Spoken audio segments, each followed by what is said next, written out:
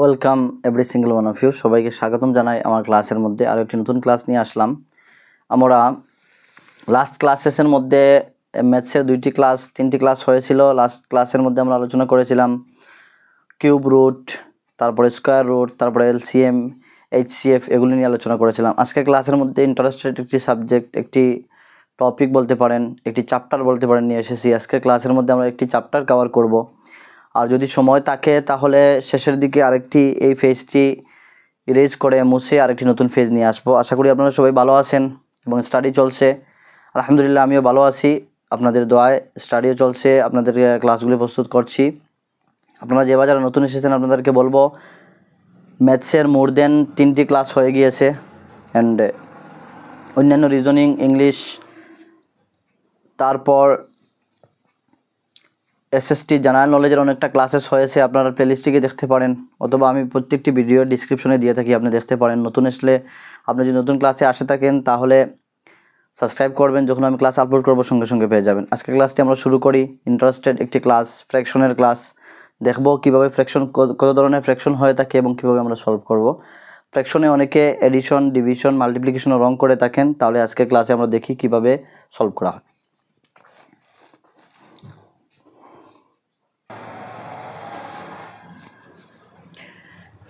আপনারা দেখতে পাচ্ছেন আমি এই জায়গায় পয়েন্টটি লিখেছি, চ্যাপ্টারের নামটি সিম্পল অ্যান্ড ডেসিমেল ফ্র্যাকশন, অর্থাৎ ভাগ নিয়ে আজকের ক্লাসটি হবে। ফ্র্যাকশন মিনস হচ্ছে ভগ্নাংশ, আমরা ভগ্নাংশ নিয়ে আজকে ক্লাসটি করব। ফার্স্ট অফ অল আমরা দেখি কী কী ধরনের ভগ্নাংশ হতে পারে। Addition in of simple fraction, ভগ্নাংশের মধ্যে কীভাবে এডিশন করা হয়। দুইটি মেথড রয়েছে, দুইটি মেথডের দুইটি এক্সাম্পল নিয়ে এসেছি, আপনাদেরকে বুঝিয়ে দেব। যদি ডিনোমিনেটর সমান হয় অথবা ডিনোমিনেটর সমান না হয়, ডিনোমিনেটর নিউমারেটর নিয়ে আমরা ক্লাসের মধ্যে আলোচনা করেছিলাম। নিউমারেটর হচ্ছে উপরে থাকে, লবকে নিউমারেটর বলা হয় এবং হরকে ডিনোমিনেটর বলা হয়, এগুলি আমরা আলোচনা করেছিলাম। এবং হর, ভগ্নাংশের হর নিচে থাকে, এগুলি নিয়ে আলোচনা ক্লাসেসের মধ্যে করেছিলাম। এই জন্য বলি আপনারা যদি নতুন এসে থাকেন তাহলে প্রিভিয়াস ক্লাসেসগুলি দেখার পর কমপ্লিট করে তাহলে প্রত্যেকটি ক্লাসে আসবেন, তখন নতুন ক্লাসে বুঝতে আসান হবে। তারপর হচ্ছে সাবট্রাকশন অফ সিম্পল ফ্র্যাকশন, আমরা দেখব কিভাবে বিয়োগ করা হয় ফ্র্যাকশনের মধ্যে। তারপরে আমরা দেখব দুইটি মেথড রয়েছে, দুইটি মেথড দেখব। তারপরে মাল্টিপ্লিকেশন অফ সিম্পল ফ্র্যাকশনের মধ্যে কীভাবে মাল্টিপ্লিকেশন করা হয় তা দেখব। এরপরে আমরা দেখব দুইটি মেথড রয়েছে। তারপরে ডিভিশন অফ সিম্পল ফ্র্যাকশনের মধ্যে কীভাবে ডিভিশন করা হয় তা দেখব। এবং এই জায়গার মধ্যে আপনারা দেখতে পাচ্ছেন আমি লিখে নিয়ে এসেছি, অনেকটা অ্যানালাইজ করার পর, অনেকটা রিসার্চ করার পর এই কোয়েশনগুলি আমার চোখে এসেছে এবং এই কোয়েশনগুলি এক্সামে আসে। ফ্র্যাকশন থেকে এই কোয়েশনগুলি আসে, এগুলি যদি সলভ করে নেন, এগুলি বুঝে নেন, তাহলে এই কোয়েশন থেকেই একটি কোয়েশন এক্সামে আসবে শিওর। ভেরি ইম্পর্টেন্ট সাম কোয়েশন দেখতে পাচ্ছেন আপনারা, যে এই প্যাটার্নেই এক্সামে কোয়েশন করে ফ্র্যাকশন থেকে। যে কখনো বলবে একটি ফ্র্যাকশন দিয়ে বলবে এই দুটির মাঝখানেও কোনটি বড় হবে, এর মধ্যে থেকে অ্যাসেন্ডিং অর্ডার করানোর জন্য, ডিসেন্ডিং করার জন্য, ইনক্রিজিং ডিক্রিজিং অর্ডার সাজানোর জন্য কয়েকটি দিয়ে বলবে তার মধ্যে থেকে সবথেকে বড় কোনটি, সবথেকে স্মলেস্ট কোনটি, এগুলি এক্সামে আসে। এটাই এই কোয়েশনগুলি নিয়ে আসলাম। তো আমরা এই জায়গার কনসেপচুয়াল আন্ডারস্ট্যান্ডিং করব, তারপরে কোয়েশনগুলি আমরা সলভ করব। তো আমরা ক্লাস শুরু করি। ফার্স্ট অফ অল আমরা দেখতে পাচ্ছেন addition of simple fraction. Simple ফ্র্যাকশনের এডিশন কীভাবে করা হয়, আমি একটি এক্সাম্পল লিখেছি 1/4 + 2/4। অর্থাৎ যদি ডিনোমিনেটর সমান হয়, নিম্নের যে নিচের সংখ্যা তাকে ডিনোমিনেটর বলা হয়। মনে করেন আমি একটি সংখ্যা লিখলাম 2/5, এই 2/5-এর জায়গায় 5 হচ্ছে ডিনোমিনেটর, 2 হচ্ছে নিউমারেটর। অর্থাৎ 2কে বলা হয় লব এবং 5কে বলা হয় হর। মনে রাখবেন এই কথাটি, হরকে ডিনোমিনেটর বলা হয়, লবকে নিউমারেটর বলা হয়। তো এই জায়গার মধ্যে যদি ভালো করে বুঝেন, একদম ইজি চ্যাপ্টার, এক্সামে গিয়ে ভালো করে করতে পারবেন। যদি ডিনোমিনেটর সমান হয়, হর সমান হয়, তখন একদম ইজি হয়, যে কোনো একটি আপনি নিয়ে নেবেন এবং উপরের যে সংখ্যা রয়েছে তা প্লাস করে নেবেন। 1 + 2, তা আনসার হবে কি হবে 3/4 আনসার হয়ে গেল। দেখতে পাচ্ছেন আপনারা, আমি ইংটি চেঞ্জ করি তখন ভালো করে বুঝতে পারবেন। তো 3/4 হয়ে গেল। অর্থাৎ যখন দুইটি বা তিনটি বা এর অধিক দিবে আপনাদেরকে যোগ করার জন্য, এডিশনের ক্ষেত্রে প্লাস চিহ্ন দেখতে পাচ্ছেন, এডিশনের ক্ষেত্রে যদি ডিনোমিনেটর হর সমান হয় তখন যে কোনো একটি নিয়ে নেবেন, উপরের সংখ্যাগুলি প্লাস করে নেবেন। যেমন 1 + 2 আমি করেছি, 1 + 2 3 হয়েছে, 3/4 আমাদের আনসারটি এই জায়গায় সলভ হয়ে গিয়েছে। এখন দেখব এই যে সেকেন্ড যে এক্সাম্পল নিয়েছি, অর্থাৎ সেকেন্ড এক্সাম্পলের মধ্যে সেকেন্ড আরেকটি মেথড রয়েছে। যদি ডিনোমিনেটর সমান না হয়, এই জায়গায় দেখতে পাচ্ছেন আমি বলেছি হর, অর্থাৎ হর যদি সমান না হয় তাহলে কি করবেন। যদি হর সমান না হয় তখন করণীয় কাজ হচ্ছে যে আপনি হরের লসাগু নেবেন। 3 2 4 এর লসাগু কী হবে 12 হবে। আপনারা বলবেন কীভাবে বললেন স্যার, আপনি লাস্ট ক্লাস গিয়ে বলতে পারেন, লাস্ট ক্লাস গিয়ে দেখতে পারেন। লাস্ট ক্লাসের মধ্যে আমরা এলসিএম এইচসিএফ দেখেছি, অর্থাৎ আমরা এলসিএম নেব 3 2 4 এর। 3 2 4 এর এলসিএম যদি আমরা নেই তাহলে দেখবেন এই 12কে 3 দিয়েও ভাগ যায়, 2 দিয়েও যায় এবং 4 দিয়ে যায়, অর্থাৎ আমাদের 3 2 4 এর এলসিএম হচ্ছে 12। আমরা যদি এই জায়গায় নেই তারপরে কি হবে 3 2 * 6 and 4, তারপরে কি হবে দেখেন, আমি যদি এইভাবে নেই আপনারা যে সিস্টেম শিখিয়েছিলাম তাহলে কীভাবে হলে দেখেন 3 1 টাইম যাবে, 2 চলে আসবে, 4 চলে আসবে। 2 দিয়ে যদি আমরা দেখি 1 এর মধ্যে যাবে না, 2 এর মধ্যে 1 টাইম যাবে, 2 টাইম যাবে। 2 দিয়ে যদি আমরা দেখি 1 1 1 হবে, অর্থাৎ 2 2 * 4 আর 3 4 * 12, আমরা 12 পেয়ে গেলাম। তো এগুলি হচ্ছে মেথড, আমরা লাস্ট ক্লাসের মধ্যে আলোচনা করেছি। আপনি যদি নতুন এসে থাকেন লাস্ট ক্লাসটি দেখবেন। তো আমি বলেছিলাম দেখেই বলতে পারেন, অর্থাৎ 3 2 4 এর এলসিএম হচ্ছে 12। তো আমরা নিচে 12 পেয়ে গেলাম। যখন 12 পেয়ে যাব তখন আপনারা কী করবেন, তুলনা করবেন। কিভাবে অঙ্ক করা হয় আপনারা জানেন, যখন নিচে 12 চলে আসলো তখন দেখবেন এই 3টি 12 এর মাঝে কতবার যায়, 3 4 * 12, অর্থাৎ উপরে কি হবে, উপরে হবে 4 × 2, 4 × 2 করবেন, অর্থাৎ 3 12 এর মধ্যে কতবার যায়, 3 12 এর মধ্যে 4 টাইম যায়। 3 4 * 12, 3 4 12 আমরা বলে থাকি। তো 3 4 * 12 উপরে যে সংখ্যাটি রয়েছে তা কি করবেন, তা হচ্ছে আপনারা এই সংখ্যাটির সাথে পূরণ করবেন, অর্থাৎ 2 12 এর মধ্যে 3 কবার যায়, 4 বার যায়, 4 2 * 8 হয়ে গেল। প্লাস চিহ্ন রয়েছে, প্লাস চিহ্ন বসিয়ে দেবো। 2 12 এর মধ্যে 6 টাইম যায়, তাহলে আমরা 2 6 1 * 6 প্লাস করে নেব। তারপরে দেখতে পাচ্ছেন 4 12 এর মধ্যে 3 টাইমস যায়, তাহলে 3 1 * 3 আমরা 3 প্লাস করে নেব। তখন আমাদের আনসার চলে আসবে, এই জায়গায় আনসার চলে আসবে আমাদের 12 নিচে থাকবে এবং উপরে থাকবে 8 6 14 14 আর 3 17, অর্থাৎ 17/12 আমাদের আনসার হয়ে গিয়েছে। তো দেখতে পাচ্ছেন কীভাবে আমি সলভ করেছি, আপনারা সলভ করবেন। অর্থাৎ যদি ডিনোমিনেটর সমান না হয়, হর যদি সমান না হয়, তখন আপনারা কি করবেন, তখন আপনারা নিচের সংখ্যা, যে সংখ্যা দেওয়া হবে নিচের প্রত্যেকটি ডিনোমিনেটরের আপনারা কি করবেন, এলসিএম নিয়ে নেবেন, অর্থাৎ লসাগু নিয়ে নেবেন। লসাগু নেওয়ার পর কীভাবে আমরা করি, লসাগু নিয়ে নিলাম 12 এর পর আমরা দেখব যে উপরের যে সংখ্যাটি রয়েছে এই সংখ্যার সাথে ওই যে 3 দিয়ে প্রথমে 12কে ভাগ দেব, অর্থাৎ 3 12 এর মাঝে কতবার যায়, 3 12 এর মাঝে 4 টাইম যায়। তো 4 দিয়ে আমি 2কে ইন্টু করেছি, 2 4 * 8 হয়েছে, 2 4 * 8, অর্থাৎ 4 2 8 হয়, 8 আমরা লিখেছি। তারপরে প্লাস চিহ্ন রয়েছে, প্লাস চিহ্ন লিখেছি। 2 12 এর মধ্যে 6 টাইম যাবে, 2 12 এর মধ্যে 6 টাইম যাবে, তখন 6 1 * 6 বসিয়েছি। 4 12 এর মধ্যে 3 টাইম যাবে, আমরা 4 3 1 * 3 রেখেছি। উপরে প্লাস করে 17 হয়েছে, নিচে আমাদের 12 হয়েছে। এই হচ্ছে আমাদের সমাধান। নেক্সট আমরা দেখব subtraction of simple fraction. Simple ফ্র্যাকশনের মধ্যে কীভাবে সাবস্ট্রাকশন করবেন, অর্থাৎ কীভাবে মাইনাস করবেন।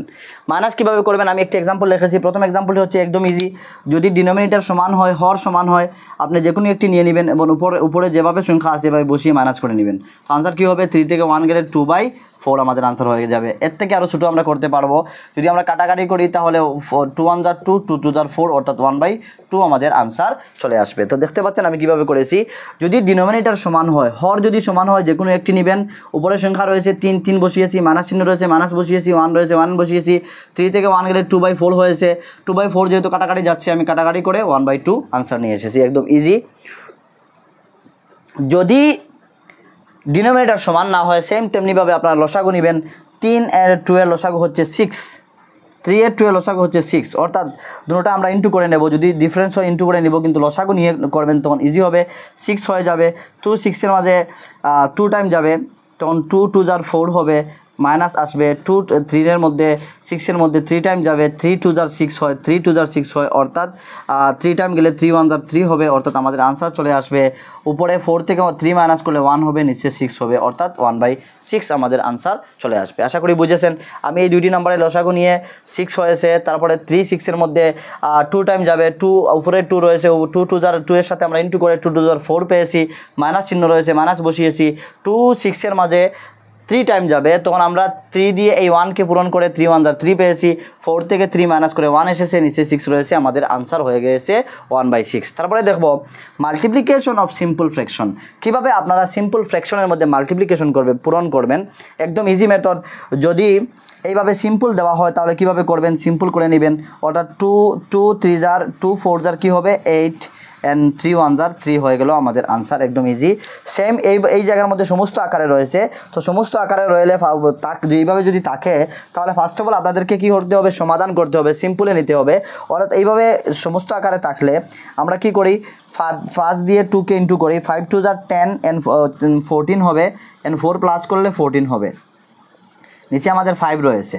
অর্থাৎ আপনারা দেখতে পাচ্ছেন এই 5 14কে যদি আমরা ভাগ করি তাহলে কি হবে, 14/5কে ভাগ করলে 5 14-এর মধ্যে 2 বার যাবে, থাকবে আমাদের 4/5। অর্থাৎ দেখতে পাচ্ছেন 4/5 2কে আমরা 14/5 লিখতে পারি। তো আমরা কীভাবে লিখেছি, এই 5কে 2 এর সাথে ইন্টু করে 5 2 जार 10 হয়, আর পরে যে সংখ্যাটি উপরে হয় তা প্লাস করে নেই, অর্থাৎ 5 2 जार 10 আর 4-এ কী হয়ে গেল, 14 হয়ে গেল। অর্থাৎ 14/5 আমাদের হলো। মিডিলে আমাদের ইন্টু চিহ্ন রয়েছে, আমরা ইন্টু চিহ্ন বসিয়ে দেব। তারপরে হচ্ছে 3 1 जार 3 and 8 11, 11/3 হয়ে গেল। তাহলে আমাদের আনসার হবে 3 5 जार 15 and 11 14-এ আমরা ইন্টু করব, 11 14 দিয়ে ইন্টু করলে আমাদের আনসার হবে 4 1 जार 4, 1 1 जार 1, 4 1 जार 4, 5 হয়ে গেল। তারপরে আমরা কি করব, 4 5 হয়ে গেল, তাহলে আমরা 5 বসিয়ে দেব, 1 1 जार 1, অর্থাৎ 154/15 আমাদের আনসার হয়ে গেল। এই হচ্ছে আমাদের আনসার। তারপরে দেখব ডিভিশন অফ সিম্পল ফ্র্যাকশন, একদম ইজি। ডিভিশন কি, যদি ডিভিশন এইভাবে আসে তাহলে আপনারা কি করবেন, যে কোনো একটি সংখ্যাকে জায়গায় রাখিয়ে দিবেন, যে জায়গায় আছে জায়গায় রাখিয়ে দিবেন 3/4, আর এই চিহ্নকে চেঞ্জ করে নেবেন, ইন্টু করে নেবেন। আর যখন ইন্টু করবেন তখন নাম্বারকে ইনভার্স করে নেবেন। ইনভার্স কীভাবে করবেন, 5 নিচে রয়েছে, আমি উপরে নিয়ে নেব, অর্থাৎ ইনভার্স হয়ে গেল। এখন আমাদের আনসার একদম ইজি হবে, 3 3 जार 9 হবে, অ্যান্ড 5 2 जार 10 হবে, অর্থাৎ আমাদের আনসার হয়ে গেল। তো আপনারা দেখতে পাচ্ছেন কীভাবে আমি 10 সেকেন্ড 7 সেকেন্ড এর পূর্বে আমি সমাধান করে নিয়েছি। আপনারা এইভাবে প্র্যাকটিস করবেন, তখন দেখবেন আপনাদের মধ্যে এই প্রশ্নগুলি, এই কোয়েশনগুলি চলে এসেছে। যখন কখনও যদি এইভাবে ইনটু দেওয়া থাকে, যদি আপনার হার্ড ফিল হয় যে ইনটু হচ্ছে না, তখন আপনি কি করতে পারেন, ইনভার্স করে ডিভাইডে নিয়ে আসতে পারেন। অথবা কখনো ডিভাইড যদি দেওয়া থাকে, আপনি কি করতে পারেন, ইনভার্স করে ইনটুনে নিয়ে আসতে পারেন। এগুলি হচ্ছে ইজি মেথড। যদি এই জায়গার মধ্যে 15 থাকতো, 3 থাকতো, আমি কোনাকুনি করে কাটাকাটি করতে পারতাম, কাটাকাটিও করা যায়, অন্যান্য আমরা মেথডের মধ্যে ইউজ করব। তা আমরা এই জায়গায় বুঝেছি যে সিম্পল অ্যান্ড ডেসিমেল ফ্র্যাকশনের মধ্যে, ডেসিমেল ফ্র্যাকশন কি, যে কোনো একটি ফ্র্যাকশনকে, মনে করেন আমাকে দেওয়া হলো যে কোনো একটি এই জায়গা থেকে নিয়ে নেই 17/12, এই 17/12কে ফ্র্যাকশনে প্রকাশ করার নাম হচ্ছে ডেসিমেল ফ্র্যাকশন। যেমন 12 আমরা যদি দেখি 17-এর মধ্যে 1 টাইম যাবে, থাকবে আমাদের কত, 17-এর মধ্যে 1 টাইম যদি যায় তাহলে আমাদের 5 থাকবে, 5-এর মধ্যে 12 যাবে না, তখন আমরা কী করবো, দশমিক নিয়ে আসবো। দশমিক নিয়ে আসলে 5-এর সাথে আমরা 0 প্লাস করব, তখন কী হবে, 50 হবে। 50-এর মধ্যে 12 যাবে 4 বার যাবে, তখন থাকবে 2, 2-এর মধ্যে আমরা 0 নিয়ে আসলে 20 হবে, 20-এর মধ্যে 12 যাবে 1 টাইম গেলে থাকবে 8, 8-এর মধ্যে আবারও যদি আমরা নিয়ে আসি তাহলে এইভাবে চলতে থাকবে। অর্থাৎ এই হচ্ছে ডেসিমেল ফ্র্যাকশনকে আমরা ডেসিমেল আকারে প্রকাশ করেছি। পয়েন্টের পরে মনে রাখবেন 2টি গড় হলেই চলে, এরপর আর অঙ্ক করতে হয় না, পয়েন্টের পরে 2টি গড় নিয়েই আমরা দিতে পারি। কখনো পয়েন্টের পরে মনে রাখবেন, পয়েন্টের পরে যদি 50-র উপরে থাকে 3টি গড় হয়ে যায়, এবং তা যদি 50-র উপরে থাকে তাকে আমরা 1 ধরতে পারি, তাও কথাটিও মনে রাখবেন। এগুলি সব আমরা জানি, কিন্তু জাস্ট আমি আপনাদেরকে প্র্যাকটিস করাচ্ছি কীভাবে এগুলি সলভ করবেন। এই জায়গাটি আমরা ইরেজ করে নেই। এখন দেখবো এই কোয়েশনগুলি কীভাবে সলভ করা যায়, এবং সাথে আমরা দেখব আরেকটি কোয়েশন।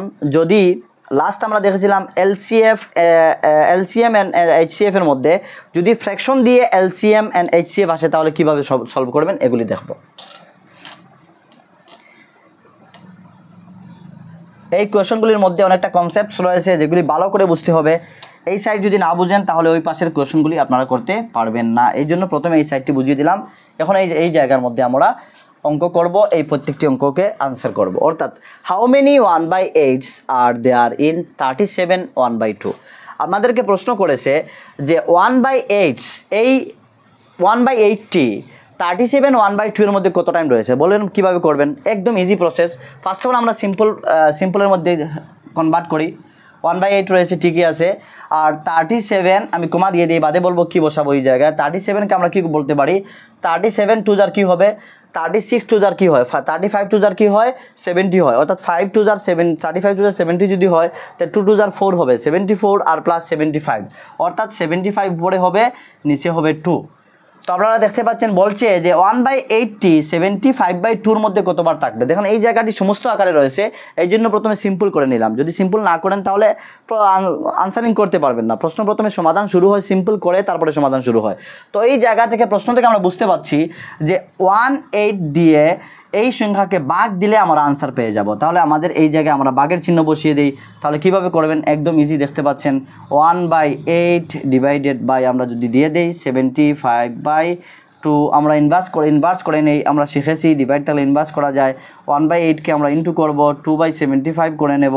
এখন দেখতে পাচ্ছেন 2 1 যা 2, 4 2 যার হয়ে গেল। তাহলে আমরা কি পেলাম, 1/4 পেলাম ইন্টু 1/75 পেয়ে গেলাম। তাহলে আমরা কি করতে পারবো, 75 4-এর সাথে ইন্টু করতে পারবো। 75 4-এর সাথে ইন্টু করলে 75 × 4 আমরা যদি করি 5 4 যার 4 5 যার 22 হাতের আমাদের 2 রয়েছে, তারপরে 0 বসিয়ে 2 রয়েছে, 4 7 যার 28 আর 2 30, অর্থাৎ আমরা পেয়ে গেলাম এই জায়গায় দেখতে পাচ্ছেন 300। 1/300, 1/300কে আমরা লিখতে পারি 300। দেখতে পাচ্ছেন অর্থাৎ 1/8 75/2 এর মধ্যে 300 বার রয়েছে। আমরা আনসার পেয়ে গেলাম। কিভাবে সলভ করেছি দেখতে পাচ্ছেন। এইভাবে আপনাকে প্রশ্ন করবে যে 1/8 আসবে তা না, আপনাকে 1/9 দিয়ে দিবে, 1/10 দিয়ে দিবে, এই জায়গায় আরেকটি সংখ্যা বদলিয়ে দিবে, কিন্তু এই যে কোয়েশনের প্যাটার্নটি সেম থাকবে। এইভাবে প্রশ্নে আসবে যে সংখ্যাটি ওই সংখ্যার মধ্যে কতবার রয়েছে। এইভাবে যদি আসে সঙ্গে সঙ্গে আপনি ডিভাইড করবেন, আর ডিভাইড করার প্রসেসটা ডিভাইড থেকে আপনি ইনভার্স করে ইন্টু বসিয়ে দিবেন। তারপরে আপনি ইন্টু করে এই দেখতে পাচ্ছেন আমরা 1/300 এসেছে, 1/300কে আমরা 300 বলতে পারি। আপনারা আশা করি বুঝেছেন। প্রথম প্রশ্নটি আমরা সলভ করেছি। নেক্সট প্রশ্ন দেখি কি বলেছে আমাদেরকে। দেখতে পাচ্ছেন, উঠিয়ে নেবেন, ভালো করে প্র্যাকটিস করবেন। নেক্সট প্রশ্ন আমাদেরকে বলছে between 4/7 and 3/8 which fraction is biggest. এই 4/7 and 4/7 এবং 3/8 এর মধ্যে কোন ফ্র্যাকশনটি বড় আমাদেরকে বলছে। বলতাম যে আমাদেরকে প্রশ্ন করছে যে এই দুইটি ফ্র্যাকশনের মধ্যে কোন ফ্র্যাকশনটি বড় হবে। তো কিভাবে বলবেন, একদম ইজি প্রসেস আপনাদের আমি দেখিয়ে দিই। তখন কি করবেন, আপনি ওই প্রত্যেকটি ফ্র্যাকশনকে সলভ করে নেবেন। 4/7কে আপনি ডেসিমেল আকারে প্রকাশ করে নিন। যেমন 4/7, 4-এর মধ্যে 7 যাবে না, আমি 0 নিয়ে আসলাম।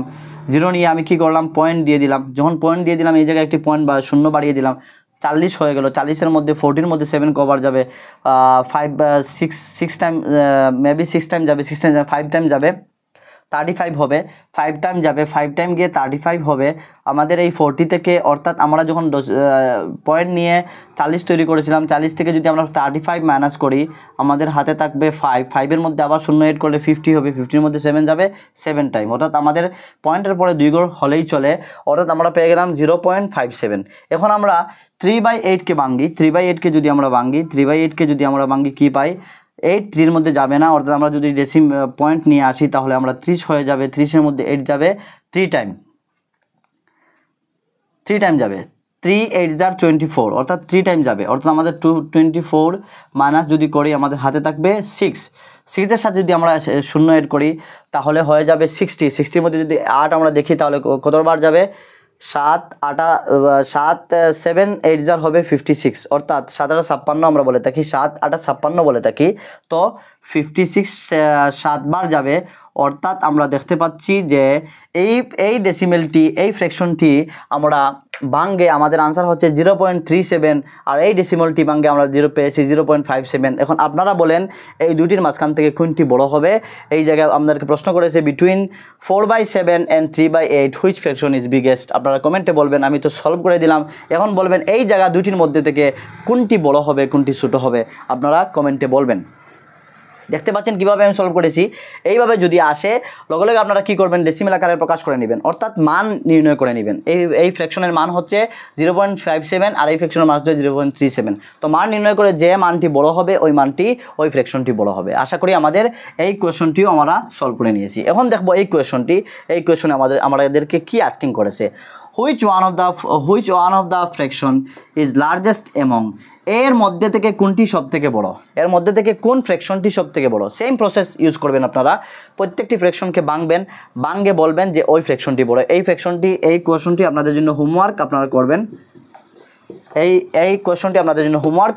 যেভাবে আমি দেখিয়েছি আপনারা এই 1 2 3 4টি ফ্র্যাকশন রয়েছে, 4টি ফ্র্যাকশনকে ভাঙবেন, মান নির্ণয় করবেন।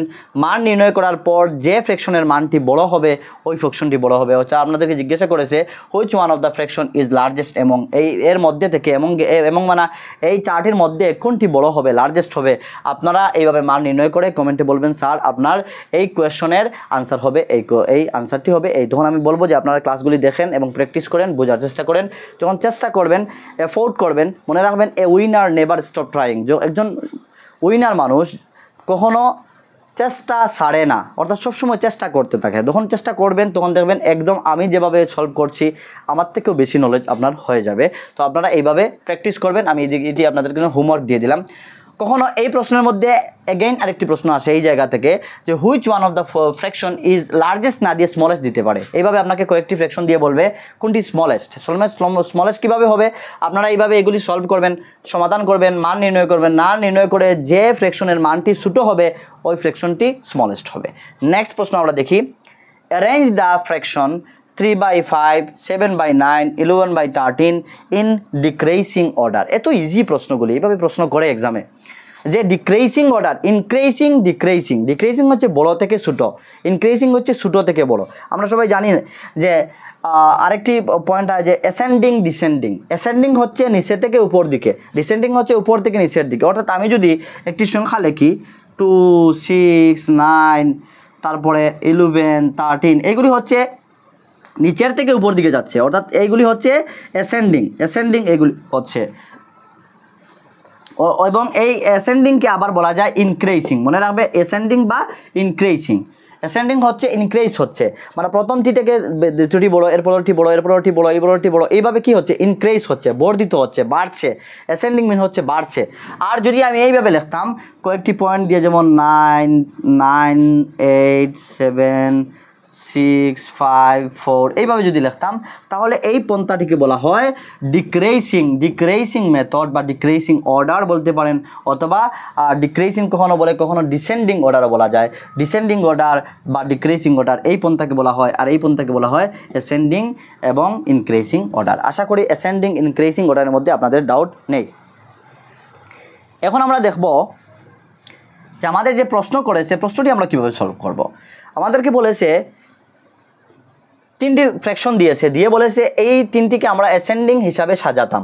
তা সাজাতে হলে আমরা কী করব, সেম মেথড ইউজ করব। 3/5কে আমরা হল করি, 3/5 দেখতে পাচ্ছেন, আমরা হল করি।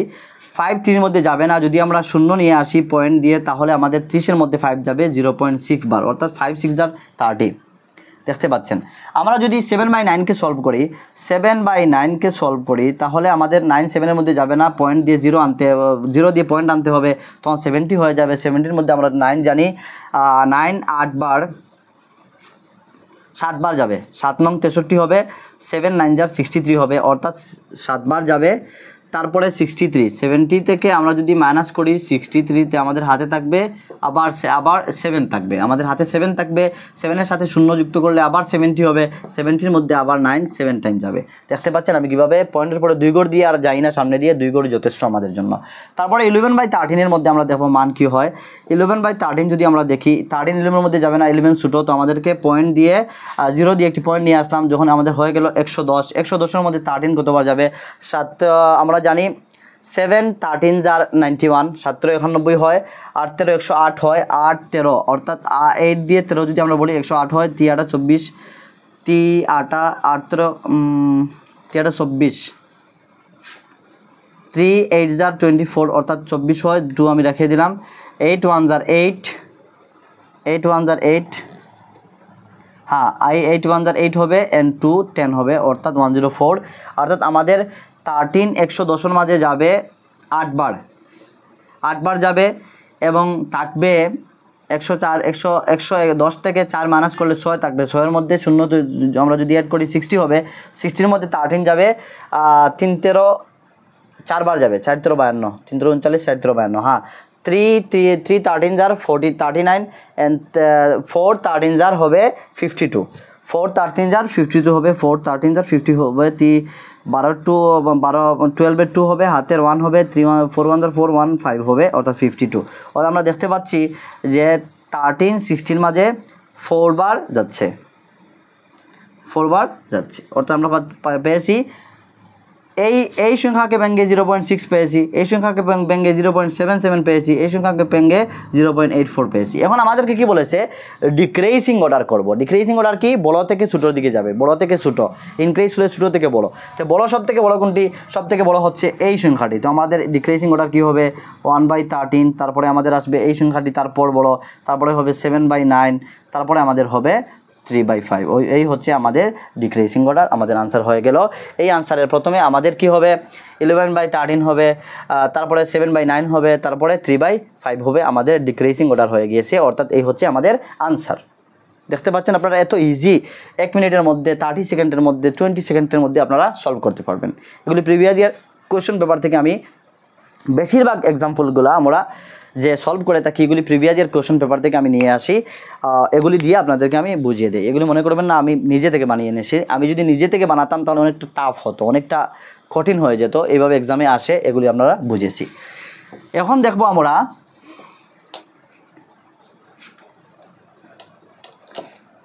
আরেকটি প্রশ্ন রয়েছে, arrange the fraction 3/2, 2/3, 3/4, 4/3, 5/4 in increasing order. এই কোয়েশনটিও আপনাদের জন্য হোমওয়ার্ক। আপনারা হোমওয়ার্ক করে আমাকে জানাবেন। অনেকে হোমওয়ার্ক করেন, হোমওয়ার্ক মিনস হচ্ছে আপনাদের বাচ্চাদের মতো হোমওয়ার্ক দিচ্ছি তা না। আপনারা কম্পিটিটিভ এক্সামের ফিল্ডে এসেছেন, আপনারা এক্সাম দিতে যাবেন, সামনে কম্পিটিটিভ এক্সাম রয়েছে, যদি পাস করেন জব হয়ে যাবে। সবাই অ্যাডাল্ট, সবাই বড়, সিনিয়র, ম্যাচুইড সবাই। আমি বলছি এই জন্য যে আমি বুঝিয়ে দিয়েছি আপনাদেরকে, যদি আপনারা বুঝেন তাহলে করতে পারবেন। তো আপনি তো অ্যাকচুয়াল প্র্যাকটিস করবেন না, বলবেন আমার স্যার তো বুঝিয়েছেন, অনেক সুন্দর করে বুঝিয়েছেন, আমরা বুঝিয়েছি, সব হয়ে যাবে, এক্সামে গিয়ে পারবেন না। আপনাকে মিনিমাম 1 টাইম বা 2 টাইম আপনাকে প্র্যাকটিস করতে হবে। এই প্র্যাকটিসের জন্য আপনাদেরকে দিচ্ছি যে একবার যদি দোকানে বসে থাকেন, যে কোনো জায়গায় বসে থাকেন, মোবাইলের মধ্যে, আপনার বর্তমান মোবাইলের মধ্যে, স্মার্টফোনের মধ্যে কপি রয়েছে, স্মার্টফোনের মধ্যে নোট রয়েছে, নোটে গিয়ে করতে পারেন, ক্যালকুলেটর দিয়ে করতে পারেন, আপনি যে কোনো খাতা নিয়ে করতে পারেন, যে কোনো কাগজের মধ্যে করতে পারেন, করে আমাকে ফটো করে দিতে পারেন, বা জাস্ট আনসারটি আমাকে কমেন্ট করে বলতে পারেন। তখন আমি অনেকটা আনন্দিত হব যে যারা আমাকে আমার ক্লাসগুলি, দর্শক যারা রয়েছেন ক্লাসগুলি দেখেন, অথবা ওনারা কী করেন, এফোর্ড করেন। অনেকে মুস্তাক আহমদ বলে একজন, আমি নাম নিয়ে নিচ্ছি, মুস্তাক আহমদ, মেবি মুস্তাক হবে ওনার নাম। উনি অনেক সুন্দর কমেন্ট করেন এবং প্র্যাকটিস করেন। যেগুলি আমি হোমওয়ার্ক বলি ওগুলি করে আবার উনি কমেন্ট করেন যে স্যার আপনি যে বলেছেন তা আনসার এই হবে। সত্যি আমার অনেক ভালো লাগে। আপনারা সবাই যদি এইভাবে করেন তাহলে সবার নলেজ ইনক্রিজ হবে, আমি অ্যাপ্রিসিয়েট হব এবং আপনাদের জন্য আরও বেটার ক্লাস নিয়ে আসার চেষ্টা করব। তো আমাদের আজকের এই পয়েন্টটি simple and decimal fraction complete হয়ে গেল, এবং এক্সামের মধ্যে এগুলি কোয়েশন আসে ফ্রিকুয়েন্টলি। ভালো করে দেখে নেন, সলভ করবেন। 2টি হোমওয়ার্ক দিয়েছি, আপনারা 2টি করবেন, বাকিগুলি বুঝিয়ে দিয়েছি, আপনারা পারবেন ডেফিনেটলি। অর্থাৎ ফ্র্যাকশন থেকে কখনো এডিশন, সাবট্রাকশন, ডিভিশন, মাল্টিপ্লিকেশনে আর কোনো ডাউট হবে না। আর আরেকটি এক্সাম্পল আমি দেওয়ার জন্য বলেছিলাম, কিন্তু ভুলে যাচ্ছিলাম, এখন দিয়ে দিই, আপনারা মানে এগুলি জেনে রাখবেন। যদি কখনো বলে যে LCM ফাইন্ড আউট করার জন্য যে কোনো একটি ফ্র্যাকশন থেকে, মনে করেন আপনাকে দিয়ে দিল একটি ফ্র্যাকশন, বলেন 4/7, এই ফ্র্যাকশনটি দিয়ে দিল 4/7, আপনাকে দিয়ে দিল কমা 3/8, এইভাবে দিয়ে দিল। বলল কি করবেন, আপনি এই ফ্র্যাকশন থেকে LCM নির্ণয় করবেন। এই একটি ফ্র্যাকশন দিয়ে দিল, বললো আপনাকে কি করবেন, LCM নির্ণয় করবেন। তো LCM নির্ণয় কীভাবে করবেন, প্রথমে আপনার যে নিউমারেটর রয়েছে, নিউমারেটরের LCM আপনি নির্ণয় করে ডিনোমিনেটরের HCF নির্ণয় করবেন, করার পর ভাগ দিয়ে দিবেন, আনসার হয়ে যাবে। অথবা এতটুকু জায়গা রাখলে চলবে। অর্থাৎ এই 7, 8-এর HCF নেবেন, আর 4, 3-র আপনারা কী করবেন, LCM নেবেন, তখন আনসার হয়ে যাবে। এই সূত্রটি মনে রাখবেন, এই একটি হচ্ছে ফর্মুলা LCM নির্ণয় করার, ফ্র্যাকশনের LCM নির্ণয় করা। ফ্র্যাকশন মিন হচ্ছে ভগ্নাংশ, ভগ্নাংশের LCM নির্ণয় করার এই হচ্ছে সূত্র, LCM = LCM divided by HCF। HCF কি, এই 7, 8 তাকে ডিনোমিনেটর বলা হয়, হর বলা হয়, হরের HCF নেবেন, এবং 4 and 3 তাকে বলা হয় নিউমারেটর, তার কি করবেন, LCM নেবেন। LCM HCF আপনাদেরকে শিখিয়ে দিয়েছি, আপনারা সলভ করবেন। এই হচ্ছে আপনাদের জন্য আরেকটি হোমওয়ার্ক, আপনারা করবেন, ঘরে বসে আমাকে আনসার বলবেন।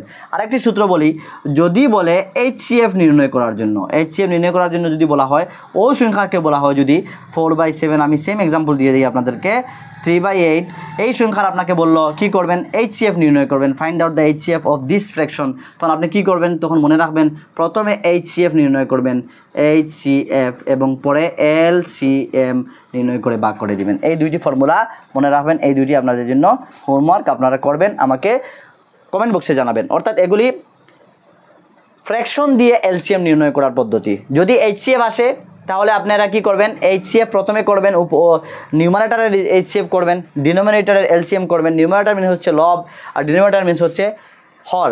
তো আপনারা হরের LCM করবেন আর লবের HCF করবেন। যদি বলে HCF নির্ণয় করো যে কোনো দুটি ফ্র্যাকশন বা তিনটি ফ্র্যাকশন, চারটি ফ্র্যাকশন, 10টি ফ্র্যাকশন দেখ, কোনো অসুবিধা নেই, আমরা মেথড জানা থাকলে করতে পারবো। এবং যদি বলে LCM নির্ণয় করার জন্য তখন প্রথমে নিউমারেটর অর্থাৎ লবের আপনারা কি করবেন LCM নির্ণয় করবেন এবং হর যে রয়েছে যাকে আমরা ডিনোমিনেটর বলি তাকে HCF নির্ণয় করবেন, তা আপনাদের আনসার হয়ে যাবে। তো আমি বুঝিয়ে দিয়েছি, মনে করেন করে দিয়েছি। আপনারা একই এক্সাম্পল দিয়ে এক জায়গায় কী করবেন LCM নির্ণয় করবেন, এক জায়গায় HCF নির্ণয় করে আমাকে কমেন্টে আনসার বলবেন। তখন আমি অনেকটা আনন্দিত হব, খুশি হব যে আপনারা প্র্যাকটিস করেন সত্যি। আর যদি এত কষ্ট করে ক্লাসগুলি দেওয়ার পরও যদি আপনারা বুঝেন না, ক্লাসগুলি নিয়ে কদরদানি না করেন, ক্লাসের কোনো গুরুত্ব না থাকে, তাহলে এক্সামে গিয়ে ডেফিনেটলি ফেল করবেন। কোনো অসুবিধা নেই, ফেল করবেন। আর যখন ফেল করবেন তখন আপনার ফ্রেন্ড সার্কেল, ভাই বন্ধু, আত্মীয় স্বজন সবাই আপনাকে শুধু কী করবে, ইগনোর করবে। আপনার লাইফটা ডিক্রেস হতে থাকবে সোজামাত। আপনি যদি স্টাডি করেন, পাস করবেন, লাইফে এনজয় করবেন, জব হবে, সুখে শান্তিতে বসবাস করবেন। যদি স্টাডি না করেন ডেফিনেটলি ফেল করবেন। আমি লিখে দিচ্ছি, যদি স্টাডি না করেন ফেল করবেন। আপনাদের বা আমাদের জন্য গভর্নমেন্ট ওয়েট করছে না যে জব দেওয়ার জন্য। কম্পিটিটিভের যুগ বর্তমান সময়ে। আপনি আপনার নিজেকে ইউনিক হিসাবে উপস্থাপন করেন, আপনার নলেজ ইনক্রিজ করেন। যখন নলেজ ইনক্রিজ করবেন যে কোনো ফিল্ডে গিয়ে আপনি প্লেসমেন্ট পাবেন। আর যদি নলেজ না হয় তাহলে পূর্বের জমানা নেই যে এমএলএর সাথে ঘুরে ঘুরে জব হয়ে যাবে, নেই, এই জমানা চলে গিয়েছে। হ্যাঁ আমরা জানি স্ক্যাম হয়ে থাকে, কিন্তু সবার তো মা বাবার এত টাকা পয়সা নেই যে 10 লক্ষ 20 লক্ষ টাকা বা অনেক টাকা দিয়ে বা এরকম কিছু করে নিবে না, কোনো সুবিধা হবে না। এই জন্য আমি আপনাদেরকে বলবো কি করবেন, নলেজ ইনক্রিজ করেন। নলেজ যখন আপনার ইনক্রিজ হয়ে যাবে যে কোনো ফিল্ডে গিয়ে আপনারা কি করতে পারবেন, আপনার প্লেসমেন্ট বানাতে পারবেন, যে কোনো ফিল্ডে গিয়ে আপনার নিজেকে উপস্থাপন করতে পারবেন। আর যখন আপনার কনসেপচুয়াল আন্ডারস্ট্যান্ডিং হয়ে যাবে এক্সাম ক্র্যাক করতে পারবেন। এক্সাম পাস করলে ডেফিনেটলি জব হবে। আর এক্সাম যদি না পাস করেন কেউ ঘরে বসে আপনাকে জব দেবে না, ঘরে বসে আপনি জব পাবেন না এবং ঘরে বসে আপনার ইনকাম সোর্স হবে না। এই জন্য যদি চান লাইফও জব পেতেই হবে, জবের প্রয়োজন, তখন আপনারা স্টাডি করেন, ডেফিনেটলি স্টাডি করেন। আমাকে যদি ফলো করেন, আমার কথা অনুসরণ করেন, আমার ক্লাসেস অনুসরণ করেন, যে হোমওয়ার্ক দেই, যে কথাগুলি বলি, যে প্র্যাকটিস দেই তা করেন, আমাকে রিপ্লাই করেন, আমি আনন্দিত হব। আপনাদের নলেজ ইনক্রিজ হবে। আমি আপনাদের জন্য এই জায়গায় দাঁড়িয়ে আছি, আমার জন্য নয়। আমার তো শেষ হয়ে গিয়েছে এই বিষয়ে। যদি মনে করেন এই বিষয়ে আমি না জানতাম তাহলে আপনাদেরকে উপস্থাপন করতে পারতাম না। আমি এই বিষয় সম্পর্কে জানি, এই বিষয়ের উপরে মাস্টার, এই জন্য আপনাদেরকে আমি গাইড দিচ্ছি, আপনাদের সামনে দাঁড়িয়ে কথা বলছি। তো আপনাদেরকে বলবো যে বা যারা নতুন এসেছেন, কখনো আমি অনেক কিছু কথা বলে ফেলি, আপনারা মাইন্ড করবেন না, তা আপনাদের মোটিভেট করার জন্য আমি বলে থাকি। তো যে বা যারা নতুন এসেছেন আপনারা লাইক করবেন, কমেন্ট করবেন, শেয়ার করবেন। যে বা যারা আপনারা অলরেডি জয়েন রয়েছেন আপনারা তো কমেন্ট করেন না, আপনাদেরকে বলবো না। আপনারা ইচ্ছা হলে কমেন্ট করবেন, ভালো লাগলে কমেন্ট করবেন, লাইক করবেন, শেয়ার করবেন, সবাই করবেন। এবং যে যারা নতুন এসেছেন আপনারা কি করবেন, আপনারা সাবস্ক্রাইব করবেন। সঙ্গে সঙ্গে আপনারা যখন নেক্সট ভিডিও আপলোড করব, ক্লাস আপলোড করব, পেয়ে যাবেন। Thank you so much for watching.